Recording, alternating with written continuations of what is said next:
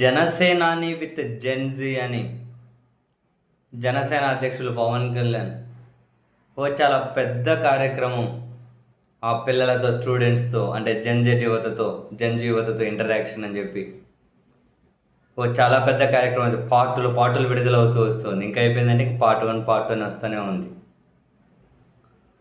బేసిక్‌గా అందులో ఆయన మాట్లాడినటువంటి మాటలు, కొందరు పిల్లలు అడిగిన ప్రశ్నలకు ఇచ్చిన సమాధానాలు చూస్తే సీరియస్‌లీ ప్రపంచ గమనాన్ని మార్చిన నాయకత్వం ఏదైతే ఉంటుందో, వాళ్ళు కూడా ఇంత కాన్ఫిడెంట్‌గా కొన్ని మాటలు మాట్లాడి ఉండరు అని చెప్పి అనిపిస్తది.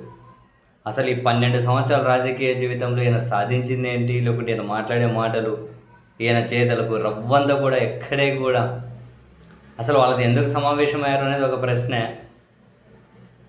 అండ్ అసలు మాటలకు, చేతులకు సంబంధం లేకుండా సమాధానాలు చెప్పి మరి వాళ్ళని ఏ విధంగా లీడ్ చేద్దాం అనుకుంటున్నారు అన్నది $1 మిలియన్ ప్రశ్న.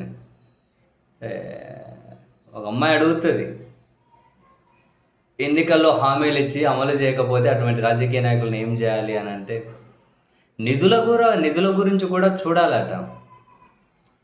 వీళ్ళని ఏమని అడుగుతున్నారని చెప్పి అనుకున్నట్టున్నారు ఈయన. నిధుల లభ్యత గురించి కూడా చూడాలి. బట్ యువత ప్రశ్నించాలి. మీరెందుకు హామీలు ఇచ్చి అమలు చేయలేదని ప్రశ్నించడం యువత నేర్చుకోవాలి. దానికోసమే జనసేన లాంటి పార్టీలు ఉన్నాయి.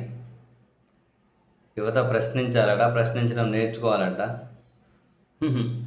ప్రశ్నించాలంటే అసలు మనుషులు కనిపించాలి కదా, అది వేరే విషయం. ప్రశ్నించాలి అంటే మనుషులు కనిపించాలి కదా.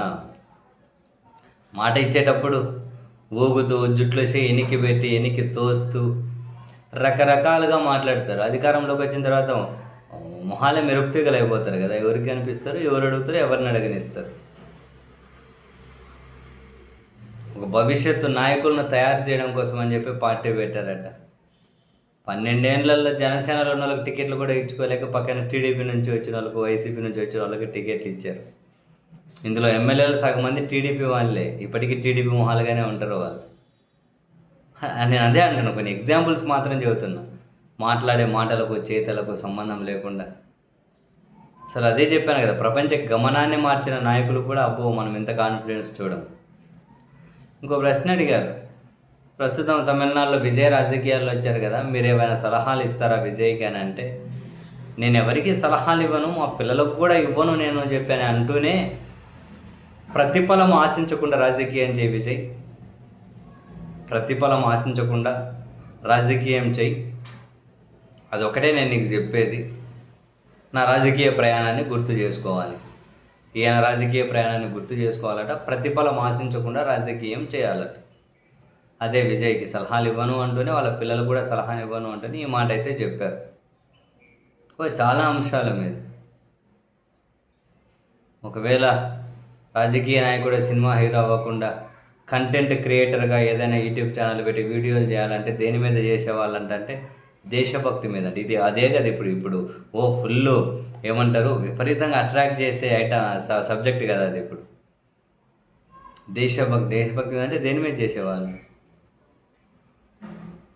చైనాతో బార్డర్ సమస్యలా, పాకిస్తాన్తో బార్డర్ సమస్యలా, దేశంలో పెరిగిపోతున్న నిత్యావసర సరుకుల ధరలా, పెట్రోల్ ధరలా, దేశంలో మొత్తం కార్పొరేటీకరణ అయిపోతుండడం, ప్రజల కష్టం. దేశభక్తి అనేది దేని గురించి చేసేవాళ్ళు ఏం తెలియదు ఆయన అంటున్నారు.